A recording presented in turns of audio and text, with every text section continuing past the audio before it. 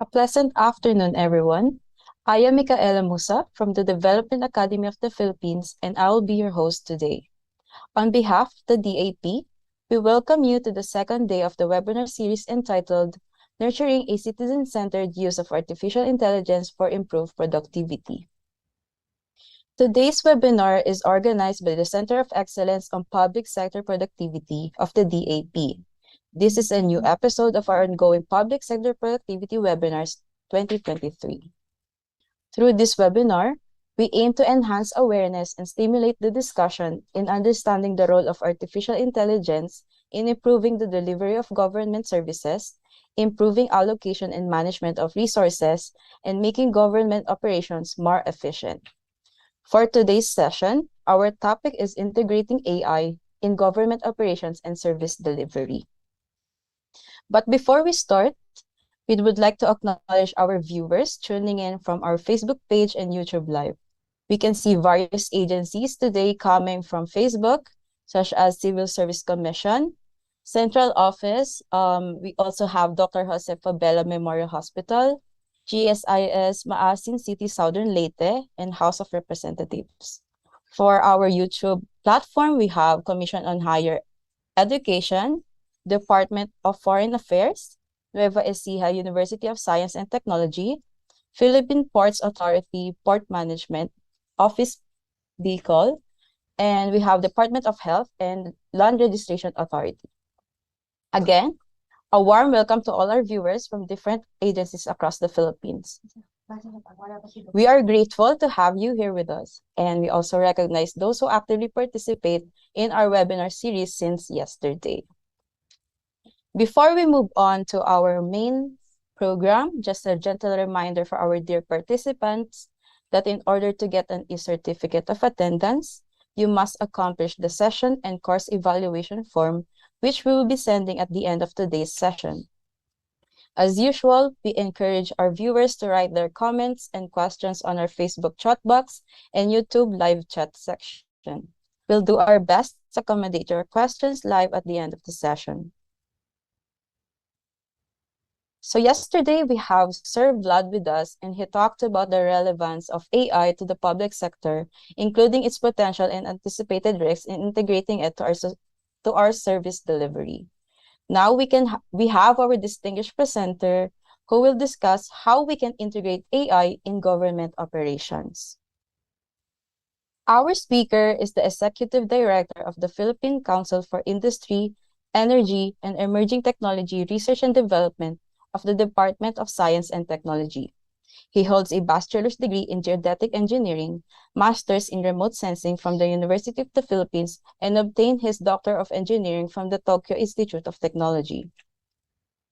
He is a licensed geodetic engineer and a professor under the Department of Geodetic Engineering in the University of the Philippines, Diliman, where he is the chair and director of the Department of Geodetic Engineering and director of the Training Center for Applied Geodesy and Photogrammetry. He specializes in remote sensing and modeling of hydrological and coastal environments and in disaster risk reduction. He spearheads the disaster risk exposure and assessment for mitigation and Field Leader 1 programs from 2011 to 2018, which utilized laser mapping technology to identify flood-prone areas throughout the Philippines. At DOST Pictured, he led the development programs in the R&D Grants Program Management, Capacity Building, and Partnerships to accelerate the pace and scale of science and technology and innovation in the country. Without further ado, may I present our research speaker, Dr. Enrico Parinit. Good afternoon to everyone. Good afternoon. I hope you can hear me okay. Thank you very much, Mia and Mika, for the introduction. It's always a pleasure to be presenting a little bit something about what we're doing here at DOST in one of the more important, if not interesting areas or fields of technology nowadays, which is actually becoming a buzzword, artificial intelligence. So I'm going to present first what we're doing, what we are, where I come from. Then the second one, I'm going to introduce a little bit something about how we're framing essentially this area of or field. And then number three, I'm going to talk about what are we currently doing in this area or harnessing this technology. And then number four is what prospects do we have moving forward in light of the developments taking place, the opportunities, and the challenges. Next slide, please.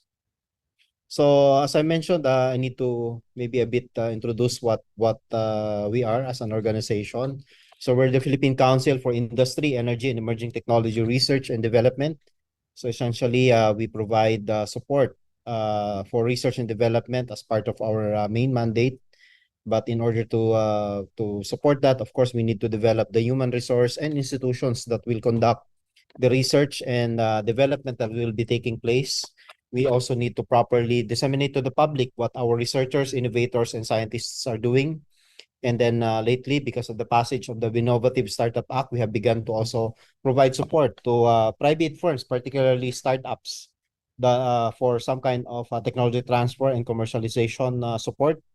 And as part of government, we are also tapped to actually provide a voice in terms of key policies that need to be developed which will be provided to our legislators, our executives, to our policymakers, essentially on the different aspects of technology in order for them to get promoted, developed, adapted, and regulated to some extent. Our sectoral coverage is wide and varied.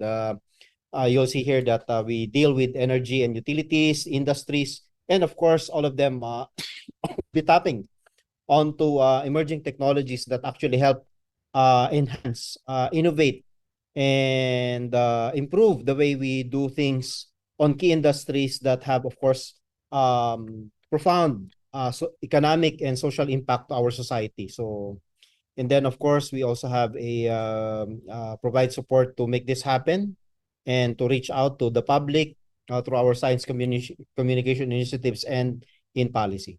Next. So we're talking here about artificial intelligence. No? I will not define it anymore. I will not provide any essential features of it. By now, you shall have a good appreciation of what it can do. So maybe we can talk about, you know, the potentials. No? What can it do to our economy and to our society as a whole? First, it's a growing business. No, it's a growing.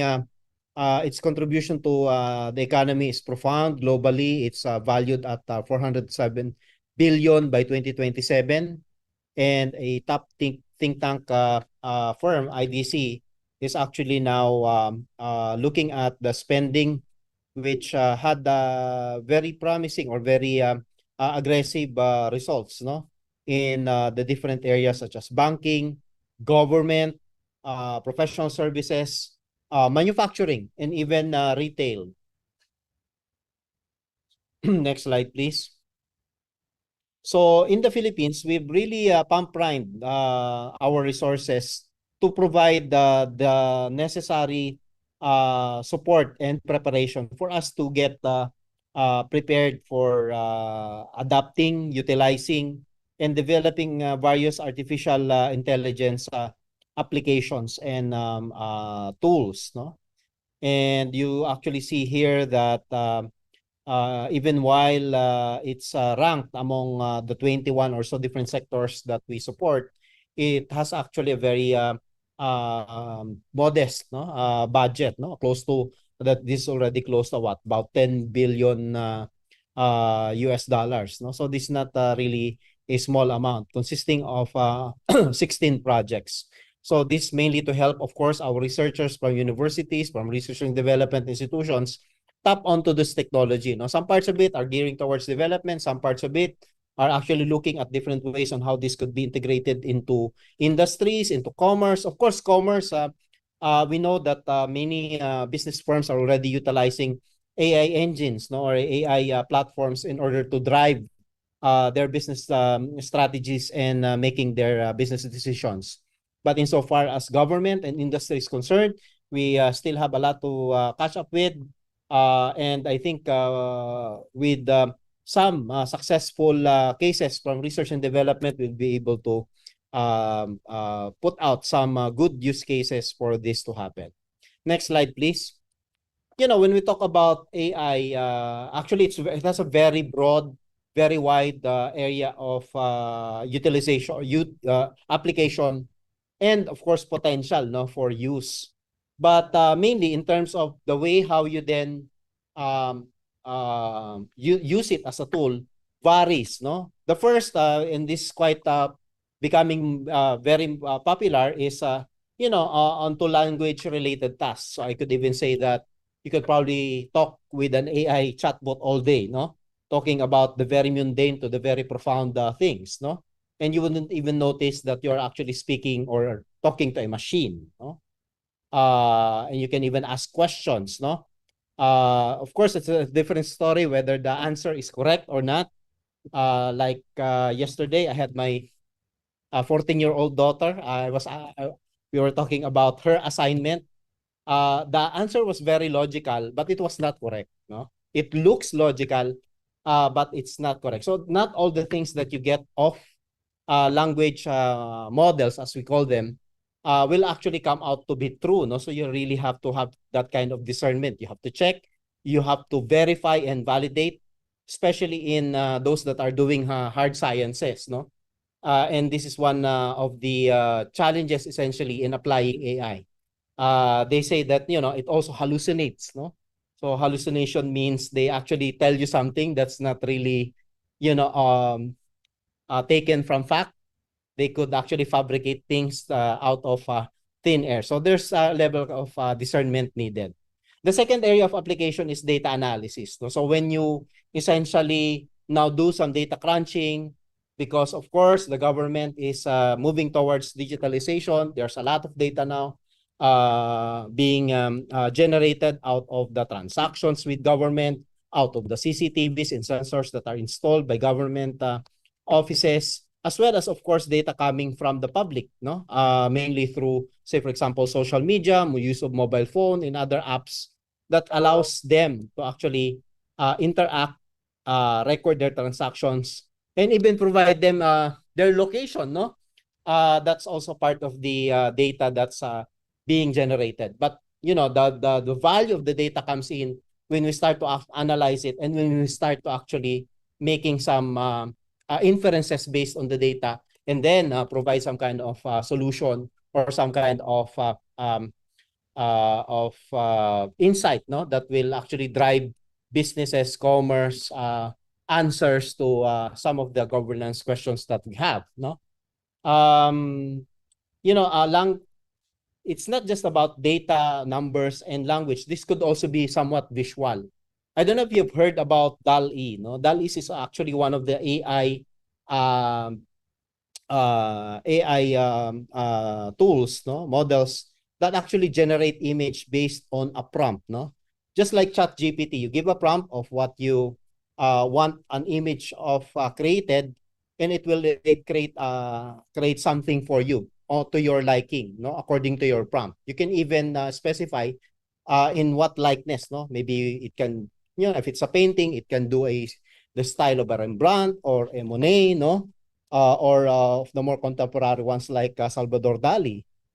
So it has this capability. The second part of computer vision and image processing is also to be able to recognize things, no? So you have your embedded in your mobile phone, say for example,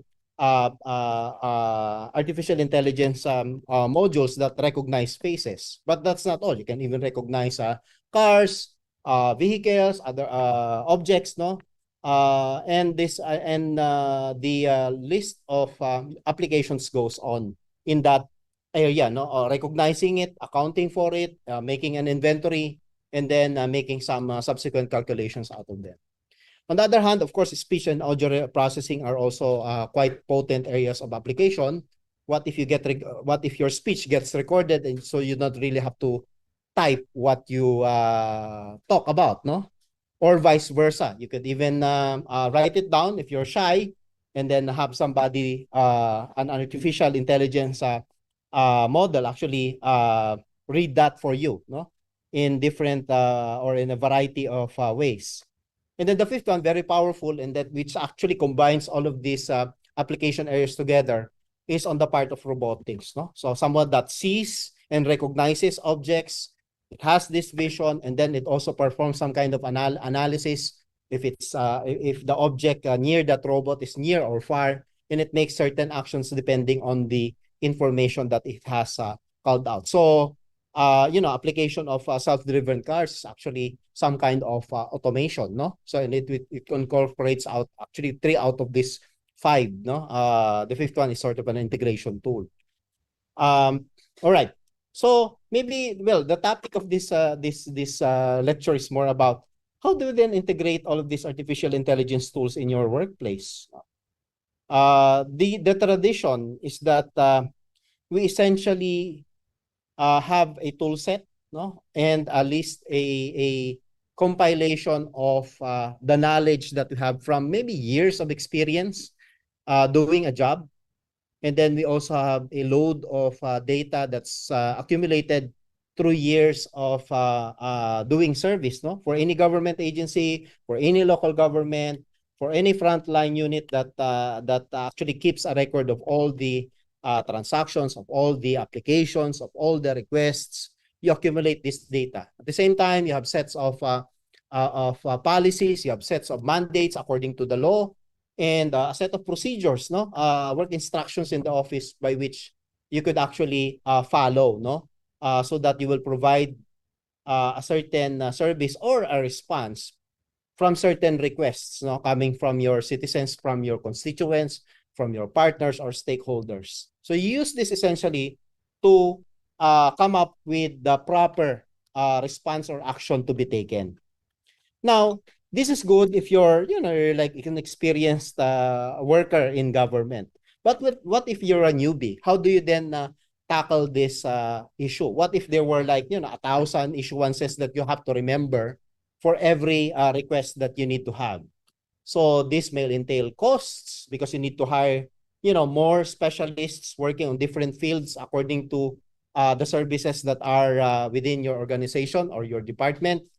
Another way to do this is to, do a teaching and mentoring session so that you can accelerate the pace of learning, no, especially for newly hired personnel. And the other one is, of course, another strategy is, of course, wait it out. And you really have to learn the ropes, accumulate the years of experience for you to become proficient, which could translate to, which could also end up, no, ending in a undesirable work conditions. No, you're going to be swamped with a lot of transactions that are left addressed. You will be left with very that's going to be very prone to errors, and then you're also going to be very inefficient. No, if I may say. No, so the solution is, if you go to slide 7 now, you need some kind of help, no? And that help, or as a tool, is what we call this artificial intelligence, no? So I can divide that set of artificial intelligence into like two main things, no? One is the intelligence, the general intelligence that comes with it, and the engine which actually runs it. So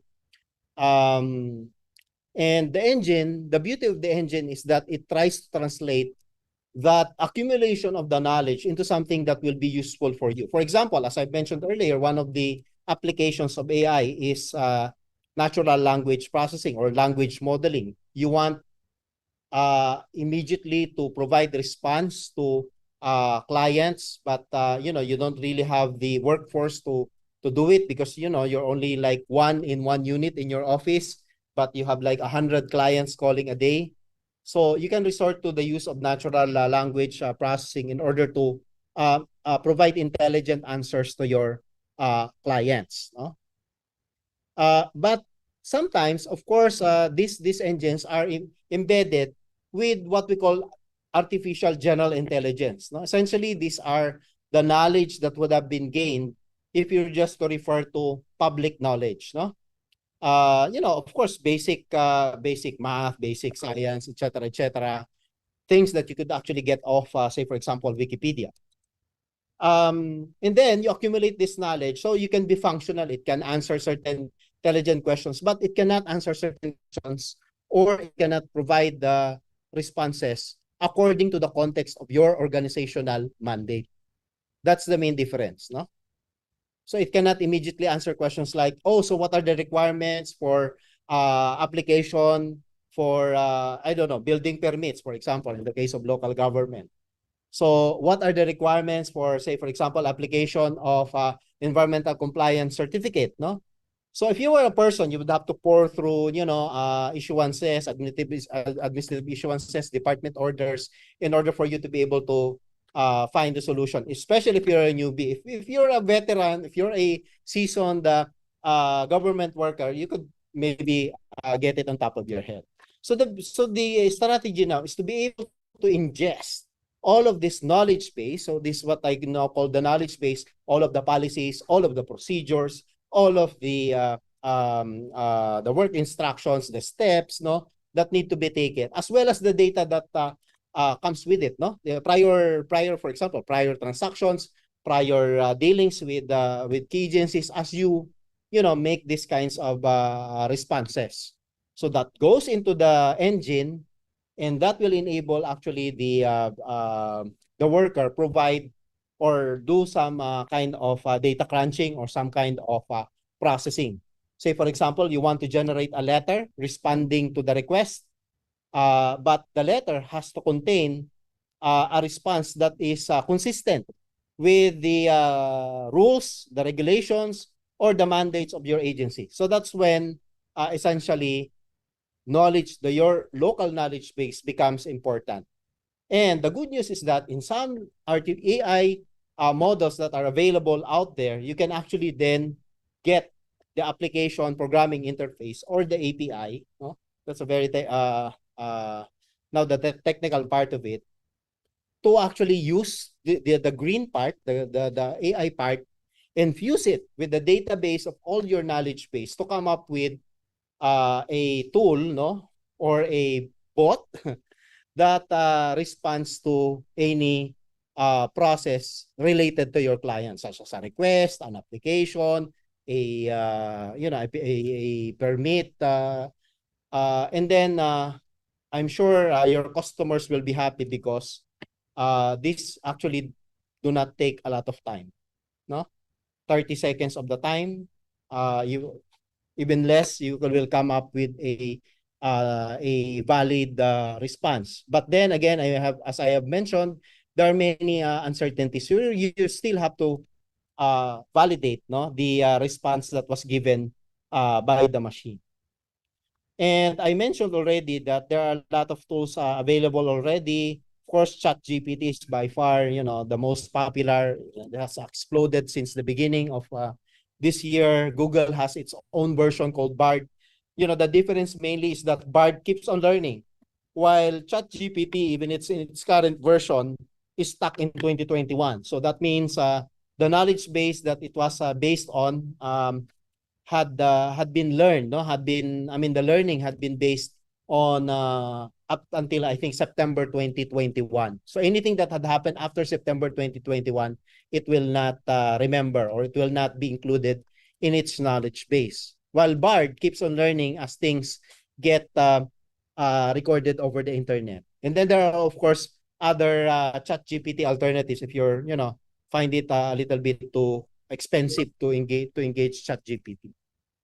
All right. So what is the government doing, particularly the Department of Science and Technology? Because of course, as the central agency for science and technology development, we're expected to actually provide some key strategies on how we're going to frame this. And it all starts by developing the capacity. So developing the workforce.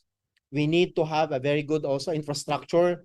As I mentioned earlier, data is a key element when you're doing artificial intelligence. You need to learn from something. You cannot learn out of nothing. You can learn from a set of rules. You can learn from a set of data sets, no? And then you need to develop the skills and the talent. And then number 3 is, of course, you need to perform some kind of research and develop some certain tools and technologies so that those can be deployed to key stakeholders.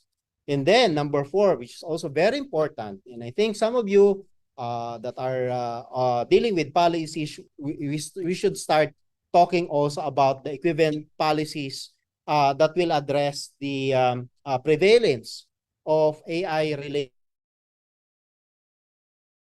innovations as well as also the controversies that come with them. And and they're not actually very far off, no? What if, for example, there's a self-driving car and it somewhat met an accident, no? So who will be liable actually for the accident? Is it the driver? There's no driver. It's a self-driving car. So is it the manufacturer that's a manufacturer of the self-driving car? Or is it the owner? No? But the owner is not there, no?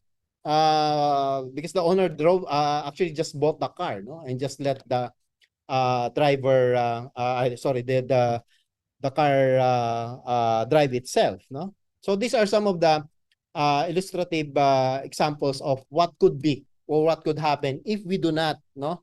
That really drives us to think about developing the policy. Okay, so there are five main aspirations that we wanted to achieve.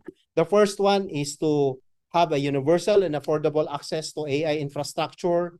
One of the things that we did was to provide high performance computers, no, not the laptops and the desktops that we usually typically use in the office or at home. These are high performance computing machines that are maybe a minimum of 100 times more powerful than the ones that we use, and they're actually being used in tandem also with the AI enabled machines, no? So because these actually machines are compatible with AI algorithms, no? Like and parallel computing, like quad computing infrastructure. The second one is, of course, to upscale our workforce. So back then in 2019, we had very few institutions that are offering AI-related courses or subjects. There are very few programs that are actually focusing on data. Of course, almost all professions, almost all fields, no, have some kind of data requirement, no, in order for their functions, professions to be practiced or roles to be met, no? But this one actually, AI and data related fields actually have a very generic approach to any data, no? And you will be actually surprised to know that some of the techniques that we're quite familiar with are taken into a general scope, no? When you start learning about data science or start learning about artificial intelligence tools, no? So what did we do? We deployed what we called our AI PINAS program. We retrained a lot of scientists coming from universities to take up AI, artificial intelligence courses. We did deliver or still delivering, courtesy of our partner from DAP, the Sparta, which is the Smarter Philippines for advancing research and training on on analytics, which is actually a massive online course for on data science, specializing on different fields of application. Because the expectation is that as we digitalize, as our all our processes gets captured in the computer and in the cloud, we should be able, no, to develop an industry where we actually provide services related to data, performing data analytics, performing data curation, performing data engineering, so that it will be archived properly and prepared for future uses, no? So that's what we have done. The second one is to provide science-based solutions. So for some of the pressing social economic problems that we have. So as I've mentioned, we poured out resources to actually support mission-driven, what we call mission-driven R&D projects, no? In 7 higher educational institutions. I'll give you some of them a little later, some of the concrete examples of how this is done.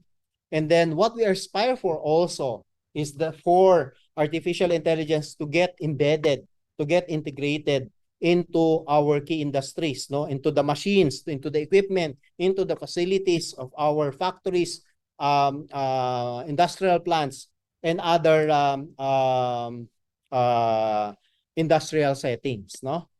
So I've always been saying that, you know, if you have a machine and it's not connected yet to the internet, it's not yet IoT enabled. The data about the operations of your machine is not yet captured in any way into a device like into the computer, into the cloud. 2 or 3 years from now, that will be obsolete. You will actually be very uncompetitive, no? So think about it. If you have, you know, if you're coming from the industry or have colleagues from the industry, it's high time to actually make that kind of assessment. What processes, what equipment, what facilities can be connected to the internet so that you can generate, so it can generate data. What kind of data? Productivity. How much had been produced in so much period of time? How much energy was consumed, how much raw material was generated, equivalently, how much waste was generated as well, no? Also including, of course, water consumption for, especially for, you know, for food related industries. And of course, you have to also include the human factor. How much human engagement or human attention, no, was included in all of those processes, and that should be get into the machine that will try to come up with the best case scenario to optimize essentially the processes. Think about your workplace. Think about your space there in your own government agencies. If you belong to government, are you still using a paper? Are still piles of paper there that, you know, that are needing your attention? Can you actually just digitally sign and digitally record what time did you were able to sign it, to process it, and it logs in all of the activities that you have done for the day, no? Because, you know, that will also be the basis for productivity back in the office. And then, of course, the fifth aspiration is, as I mentioned, we really need to come up with good policies on how to properly integrate artificial intelligence into the workplace, considering all of the issues and challenges that it has. One of them is, of course, ethical use. Second is, of course, safety. No, the third is, of course, applicability. No, are these all going to be used? What if your doctors use artificial intelligence to actually make diagnosis? Is it valid? It could be, no, because sometimes you just generate many scenarios of what possible what is possibly wrong with you. But at the end of the day, it's actually just the human doctor that's going to look at all of these possibilities and make a decision, no, which one fits best your profile, no. In many cases, there are some artificial intelligence tools that had been put out, which actually indicates that AI models perform better. But there was a recent finding actually that says that diagnosis of X-ray images was still best performed by humans, no? So there are those scenarios. Okay, on to my last set of slides. I'm going to talk about, so what we're doing, as I mentioned before, we with the help of DAP, we had been able to come up with data science enrollees in our data science program with, I think, 7 specialization, and the AI Pinas program. And we hope to increase this number so that we can have a ready workforce that can integrate AI tools and technologies embedded into their systems, into their offices, uh, into their institutions, no? So one key example of this is the Goddess program.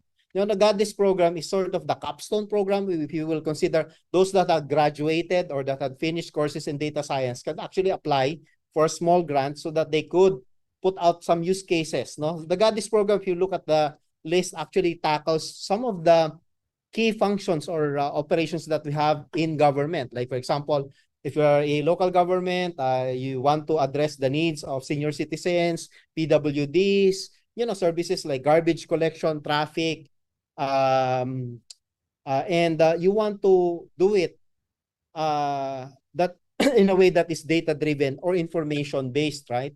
So we tap onto these local government units and national government agencies to make use of the data. No, this grant does not provide for data generation or encoding. No, the assumption is that you already computerize your data sets. It just needs some very good use cases on what questions you might be able to answer based from analyzing the data, so that you could inform your decision makers at the local level or in your government offices uh, what could possibly be done to improve services, improve conditions, or present some opportunities.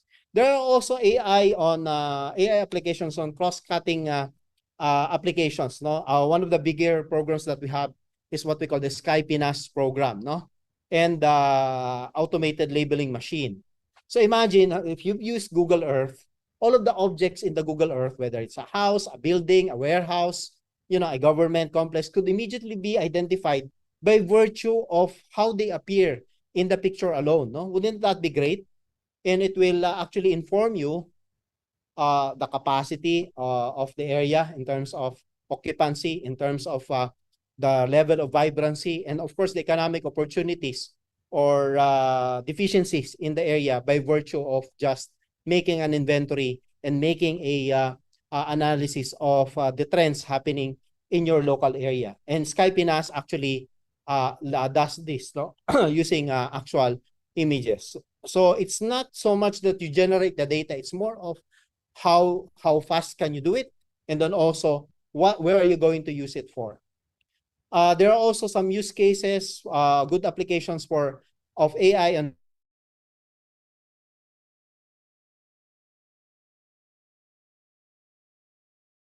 conversational agents, no, and multilingual chatbot for monitoring health of public school children. As we know, of course, English or Filipinos are not the first languages of children. It's usually their mother tongue, no, where they're located. So we need to develop some kind of language tool, no, in order for them to be able to translate immediately. So during the pandemic period, there had been very good use cases on how artificial intelligence could actually be embedded into computer vision in order to estimate the distance between people. Do you remember the social distancing we were required to observe back then?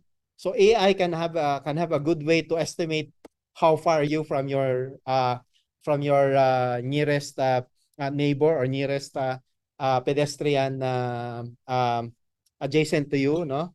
And then you can also use AI to actually translate Filipino word senses, no? All right. There are also AI applications for mobility, like for traffic control and management. After you counted cars, you identified where they're going. Also pedestrians, you need to also somewhat use it, no, in order to manage or control traffic.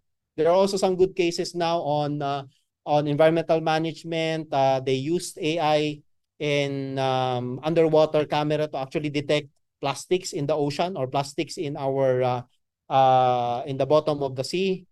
We're now looking at the use of artificial intelligence to do a risk assessment of different types of hazards. No, it's a very complicated scientific process to infer hazards. More so if you include the element of exposure, no, how much people will die if certain earthquakes will happen, or if certain typhoons, how much property damage is going to incur. And this is what Acer wants to actually achieve. It's trying to translate all of this hazard information into something that's more that's more relatable, no, to the needs or to the concerns of typical decision makers. No, they need to decide whether to put out resources to prevent, mitigate, or avoid all of these hazards. No, so again, another slide. How about automated land use planning? Is this not neat? No.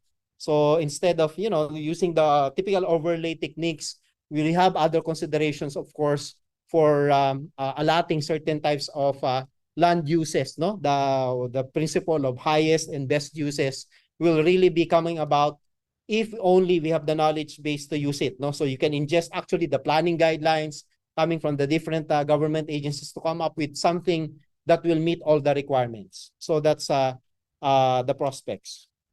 Over to our weather bureau, there also been some effort to actually use the Doppler radar data to now automate the way how we put out the rainfall warning system. Remember the color coded warning system? You know, you used to have a spotter, a human spotter to do this, but and sometimes it's not too it's not too straightforward to identify areas where possible moderate or high or heavy rainfall is going to occur. So you need tools essentially to infer, because it has a sort of a anticipation component into it, a forecasting component into it. Not all clouds, not all rain clouds will have rainfall exactly where they are. They might move. So that's also forms part of the process. And then we also have this ultimate goal also of embedding artificial intelligence into our robots. Are we doing this before with mechanization and automation? Yes. But the one of the essential missing elements in automation is that they do not have this and adaptive capacity and agility.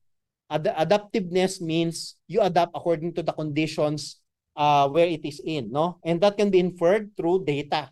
So you have sensors that's looking around whether the quality is getting inferior or the process is getting slower. So what the AI machine does is to adjust, no, do tweaks in the machine, no, by itself. That's why I'm talking about, embedding machines in the computers in our machines so that it can infer whether you're doing something up to a certain level of standard or quality. And it adjusts the operations accordingly because you already have amassed a significant amount of data.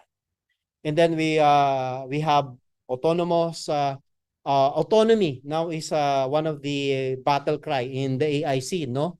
So automation is different from autonomy. Of course, automation, you just, let it, allow it to run, no? But after some time, it begins to drift from the way you originally designed it for. And because that's the nature, essentially, of machines, no? They break down, they go off their calibrated responses. But autonomy is another field altogether. So we supported 2 projects on this area. Lastly, we also supported smart cities. And one of the features of those smart city projects that we have, a commonality among them, is the use of artificial intelligence tools, no, or engines to infer what is happening in the city so that it will drive certain decisions, no, as to allocation of resources, traffic management, and optimal use of spaces. No, I think these are the common features. I will not discuss each one of these smart city projects. And then also, no, as I mentioned before, by virtue of the Innovative Startup Act, Republic Act 11337, we're also required to support startups such as Olivia and Titan. Titan is a vision-based traffic information and analysis tool, while Olivia essentially does enhancement and marketing, enabled expense management app for Philippine receipts and invoices. Okay, so I'm off to some final thoughts on this matter. So of course, there are already some things that are being done using the tools, the technologies that are already out there, and some are still being developed. But there are still some points. No, the one in the bold text, no, slide 28 now. Uh, uh, have some good applications already or good use cases, no. But we're looking at for some of the other elements like streamlining. How could we use artificial intelligence to actually streamline administrative tasks? We need some good use cases of how this could be deployed and where could this be deployed so that we can demonstrate it to other government agencies or to other local government units, that we can actually use artificial intelligence to, say, for example, allocate personnel as the need arises, no? As need arises, and we can anticipate potential demand for certain types of services according to seasonality or according to conditions. All right, so I will not go discussing any one of them. So what are we also here for? We are open to partnerships, no? So if you're a local government unit trying to find a way to also support some of your activities and you're willing to collaborate, to partner with developers of this technology, mainly our researchers from state universities and colleges. This could be from higher education institutions, from private universities. This could be from our very own research and development institutes here in the UST, as well as other government agencies that perform research. You can partner with them to find solutions, no, to your problems.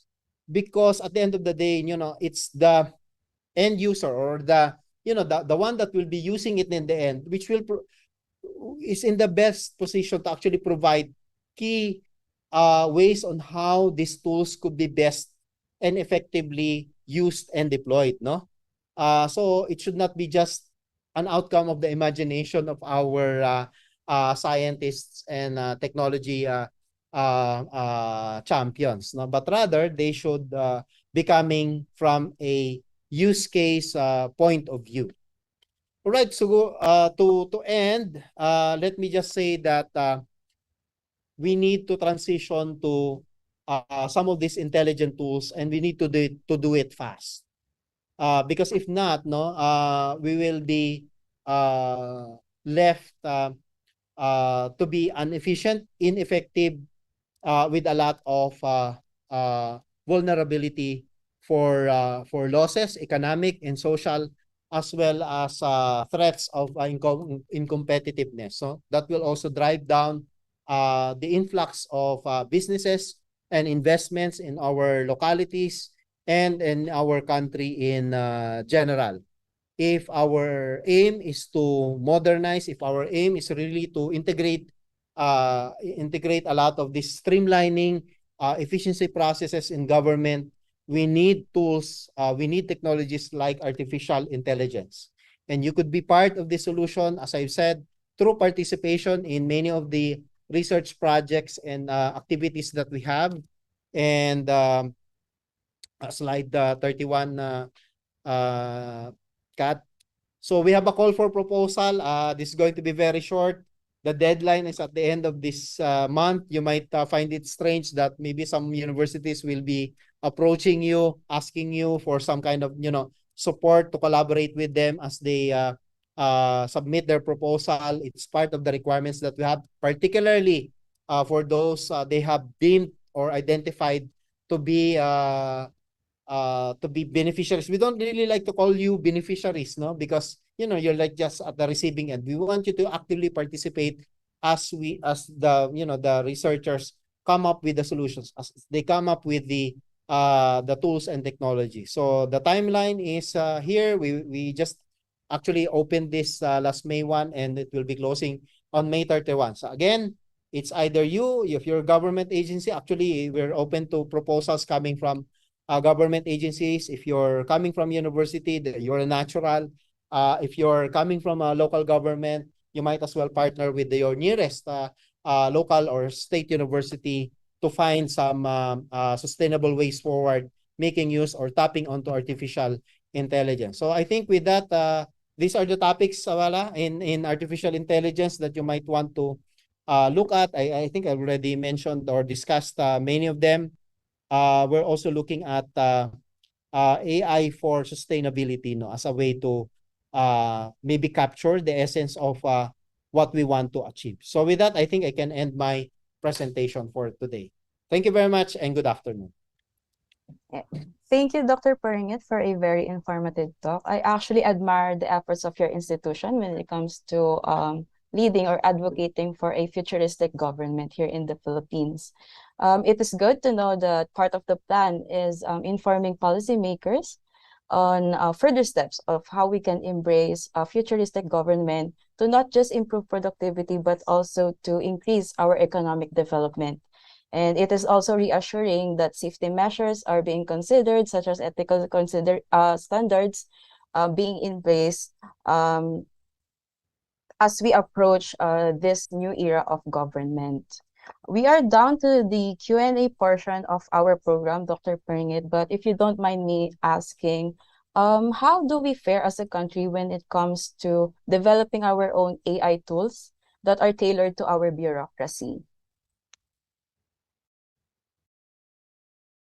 Hi, sir. You're on mute po. Yes, sorry, Mika. Yeah. So I remember this one study back in 2020 which says that in terms of AI, we are very good adapters of the technology. That means we are very good users of the technology. But when you look at the same study, I cannot cite that study. I cannot remember, no. But what it said essentially is that we are somewhat poorer developers of the technology, no. So that's really when we were driving up the our use cases, our researches, no, in order for us to accelerate the pace by which we can use this technology for different uses. So that's why earlier I showed a lineup of different projects just to show what can we already do, no? And then I'm sure there are gaping holes. I'm sure there are some key areas that we still need to undertake. I'm a strong believer that one, we should provide as much AI tools in governance, no? Particularly in the aspects of planning and anticipation. So it's all about planning and anticipation. If your service is so well thought out in the beginning, then there will be no gaps, there will be no interruptions, there will be no snags, no, along the way, because more or less you have anticipated what could likely happen, all the good or even the bad things that might happen, no, including outages, um downtime, no, delays. But if in the beginning you have gathered enough data, you have gathered enough knowledge base, and this can be data crunch in our AI model or AI engine, then we would be able to come up with solutions that do not only right size, no, the demand that we have for certain types of services, no, because that's the main essence of being in government. It's to provide service. We are also going to anticipate what possible problems, what possible issues might be encountered so that they can also be addressed, no? So those are, I think those are key elements. Of course, I already mentioned about also AI need to be integrated into industrial adoption, no? I think commerce is leading all of us, like you have banks, you have online shopping, actually doing some data analytics and AI on our choices, our preferences. But do we see that in government anticipating what will be the needs of our children, of our PWDs and senior citizens? Maybe, but we need to push a little bit more. Thank you for your candid assessment of our progress when it comes to AI tools in our country. We actually have questions from our online viewers, Sir Paringit. First question is from our YouTube viewer. How can AI help in the solution of citizen-centered process per se citizens charter in the government? Would it assist in our Filipino citizen to have a faster processing time within prescribed time? Yeah, very good question, no? We have some programs. We had delivered some programs on smart cities, and one of the key elements when we decided to support some of these projects, if not all of these three smart city projects, is that it should be citizen centered. It should highlight the value of all these smart city systems, if I may use that term, to be able to connect with citizens, no? And the citizens could actually also be engaged or engage itself to the system, no? So that means they would be able to provide feedback when needed, and they should be also be able to provide input, no, on certain things that are happening on the ground. So with respect to the Citizens Charter, as I understand it, it actually enumerates the set of services that is expected from a government agency. It also sets forth the time allotted for each one of these services. You would know whether it's falling behind in terms of the number of days that it should under, say, for example, our ARTA law.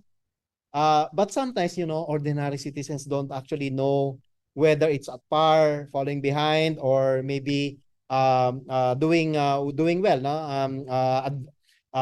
Advancing in some of these processes. So, for example, what can an AI tool do? You can develop a chatbot wherein a citizen could actually input his query or her query about the services that they are getting. How much time will it take for me to get my business permit? So the chatbot will just tell you it will take 3 business days to do it, or 40 business days. And what are the requirements? No, typically, some of the delays incurred are because of the lack of attention, no? So you can think of AI tools as actually replicates of this attention giver, no? Because you don't have enough really people in manning the offices sometimes. And the best way is to actually just ask the machine, no? But as I emphasized earlier, you need to teach the machine. We need to provide it with it's like your student. For them to be able to be a very good performer, they need enough inputs. Give them your processes, give them your mandates. So essentially, it also because we also aspire to be transparent. So what you give in your machine is what you typically also perform as a public servant. So it facilitates all of these things. So that's what I think should be the role of AI in becoming more citizen-centric. It's providing more attention and providing the right kind of information. And I think we need to develop this kind of facility to give the machine all the knowledge that it needs, so that that knowledge could be passed on to the citizen as a client. Thank you, sir. We have another question from the Institute of Labor Studies. So how can we make sure that users for a public service AI cannot abuse the service and disseminate false information? Yeah. The machine's performance is actually what we make it. I mean, it's like, it's garbage in, garbage out. You put in some garbage in there, it will have the tendency to actually put out as much garbage. I already mentioned earlier the tendency also to hallucinate, no? It creates a certain, information or data bits that are actually not correct, no? So as I mentioned, 2 things: feed it with the correct data and correct information, and number 2, still do some validation. You cannot allow AI to also do autopiloting for you. Unfortunately, even the top-notch AI tools nowadays are still um, susceptible to hallucination. All tools, no, not just one, not just ChatGPT or any of the top-notch AI tools. And we should always stand guard along these lines if and when we decide to integrate AI tools in our processes and services. Thank you, sir. Actually, we are receiving quite a lot of questions from our online viewers, but due to time constraints, so I think this will be our last question, Sir Paringit. So for our last question, how do you see the use of AI evolving in the workplace over the next decade? What are the key opportunities and challenges organizations will face as they increasingly adopt these technologies? Yeah, I think this is going to be this will change the way how we provide public service, if I may just put it at that, no? And we should get ready. I think rather than looking at the ways it won't work, we should all put out efforts to uh, to embrace the technology, no? But making sure that we have safeguards in place so that there will be no there will be no abuse, misuse or maluse of the technology.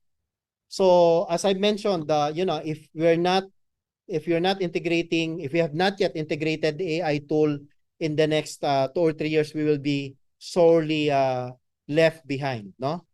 And I already mentioned the availability of these tools at some level, no?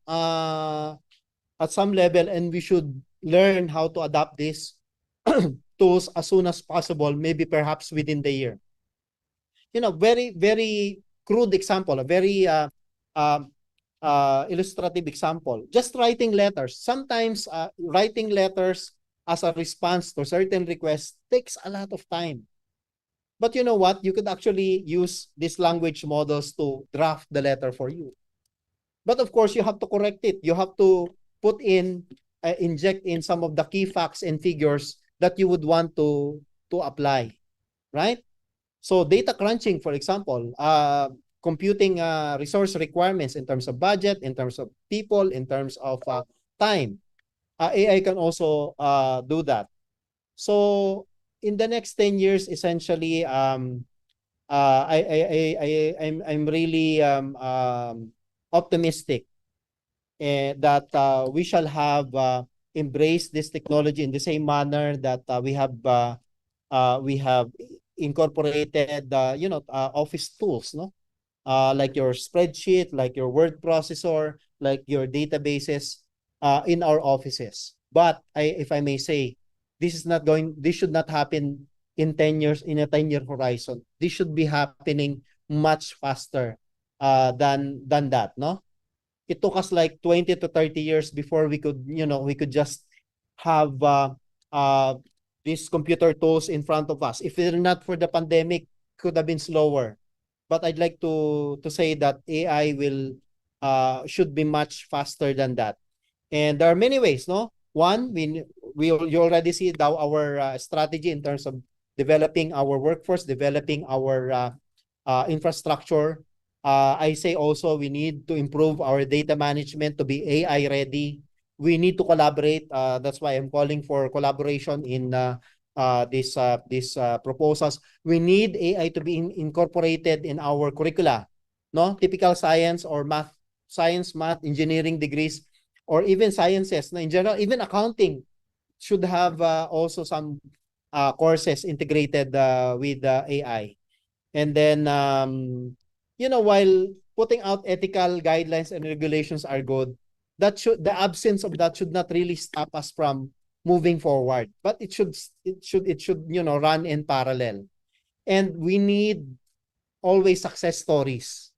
We need to be able to show what worked, what does not work, and then we can start maybe with the small pilot projects to test the feasibility. That's why probably some of the projects that I've shown you earlier are working on small areas, small cities, and then eventually we want them to scale up to be replicated in other cities or local government units that have applications, or maybe start with one department, one regional office, and then maybe scale it up so that it will have nationwide adoption. And then also, we need as many number of people to become aware of its potentials, of its values, no? And it's also the challenges. It's not an end-all solution to all our woes, no? Last, I had this radio interview one time, and the main question that they asked when I presented all of these possibilities with ChatGPT, AI solutions, the one question that that the radio announcer asked, how could I get money out of this? Which is essentially what we also want to do, right? We want to invest in it so that we can get returns of our investments, no? And we should think along those lines. We should think about opportunities that will come our way given these tools and opportunities. It cuts our time. It cuts some of the resources that we usually spend so much by you accessing these tools. And we should take this tool as, like, giving us enough time, enough more resources so that we can do our work more efficiently and more productively and maybe more competitively. Thank you very much. Thank you, Dr. Peringit, for answering all the inquiries coming from our viewers. Again, we would like to thank you for accepting our invitation and sharing your valuable insight and experiences with us. The topic we have today is undoubtedly helpful as we progress in using AI to our day-to-day tasks and responsibilities in the public sector. It is reassuring that we have national agencies such as the DOST to lead us for such initiatives. May we continue to develop innovative ways to serve our fellow Filipinos in consideration of the human and social lenses. We hope that these tools and opportunities could bring us more time to focus on the improvement of our service delivery.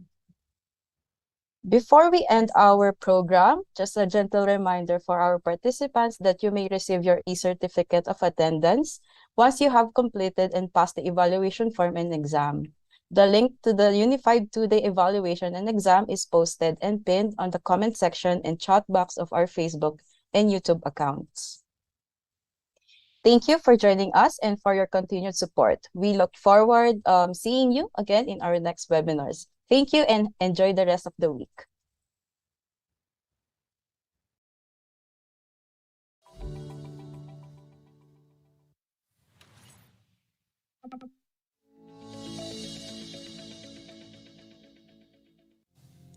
Imagine a Philippine government whose image among the public is a model of good governance and bureaucratic efficiency as envisioned in the Philippine Development Plan 2023 to 2028. As we all know, the public sector plays a critical role in serving the needs of our communities and in achieving a prosperous, inclusive, and resilient society. However, we also recognize that there are challenges and opportunities for improvement in the way we deliver public services, from healthcare and education to transportation and infrastructure.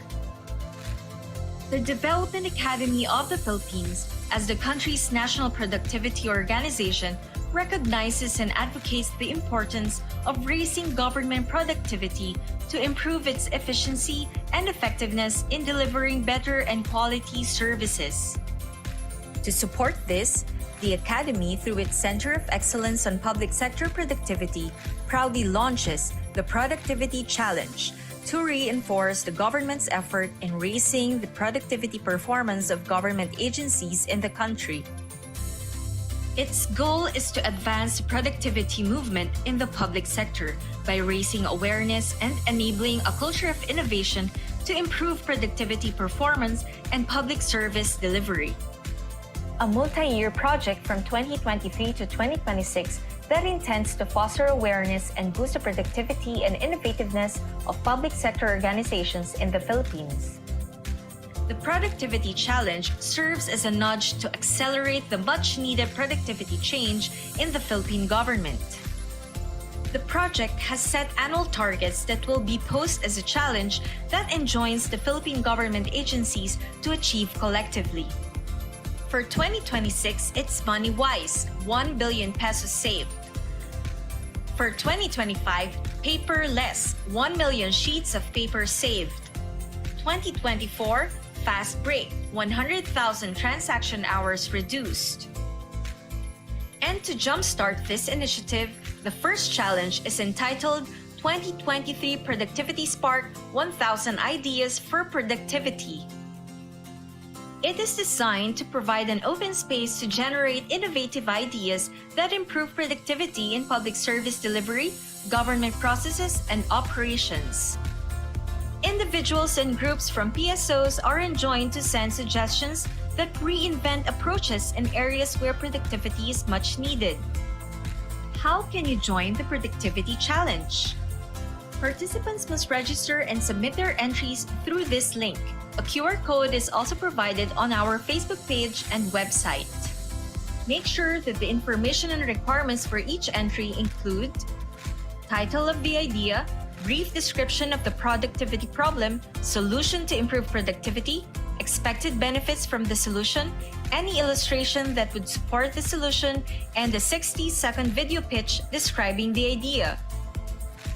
The video must address productivity issues and demonstrate the innovative idea that would answer but not be limited to the following Spark questions.